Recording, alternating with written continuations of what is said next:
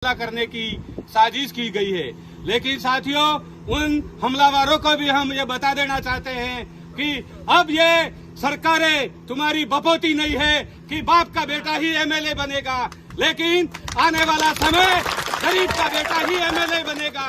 तुम लाख कोशिश कर दो, मतलब तुम्हारी अब चलने वाली नहीं है। तुम इतने बौखला गए हो कि हमारे जनप्रतिनिधि पे हमला करने का प्लान बना रहे हो।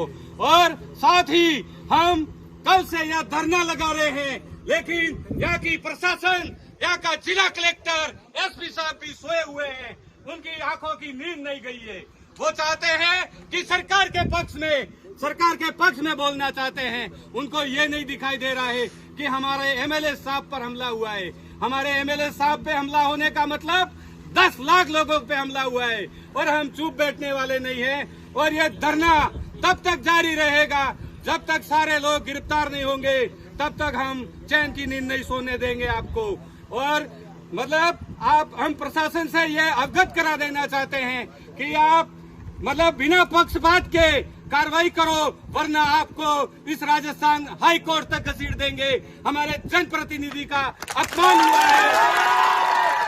और साथ ही मैं लसाड़िया के एसडीएम और थाना अधिकारी और सारे जो जनप्रतिनिधि है उनको भी बता देना चाहते हैं कि तुम वहाँ के जनप्रतिनिधि नहीं हो, और तुम्हारा की औकात नहीं है कि हमारे जनप्रतिनिधि पे आप हमला कर दो।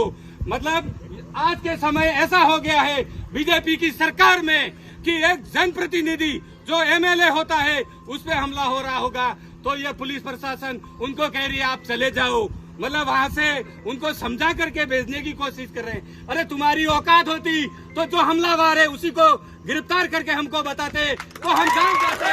प्रशासन जाग रहा है। साथियों, अब ये लड़ाई इतनी जारी रखनी है कि आने वाले सोलुम्बर के जो विधानसभा चुनाव है उसमें आपको इस बौखलाई सरकार को और बौखला दो कि ताकि वो घबरा करके मतलब इस तरह के हथकंडे नहीं अपनाए। साथियों, मैं पुलिस प्रशासन और प्रशासन को भी यह अवगत करा देना चाहता हूं कि यह कमजोर कड़ी नहीं है। इस क्षेत्र का आदिवासी और एसटी/एससी बाहुल्य क्षेत्र है और वो सब जाग गया है, और सभी हम एमएलए साथ के साथ कंधे से कंधे से मिलाकर लड़ाई लड़ेंगे जब तक हमको न्याय नहीं मिलेगा। इसलिए साथियों, आपको कहीं कमजोर होने की जरूरत नहीं है और आपको कहीं घबराने की भी जरूरत नहीं है कि पुलिस प्रशासन हमें कितना भी डराए। डरना नहीं है, डराओ उन लोगों अपराधियों को, हमें डराने की जरूरत नहीं है। बस साथियों, मैं यही कहना चाहता हूं कि धरना तब तक जारी रहना चाहिए जब तक ये सामंती गुंडे गिरफ्तार नहीं होते। जय जोहार।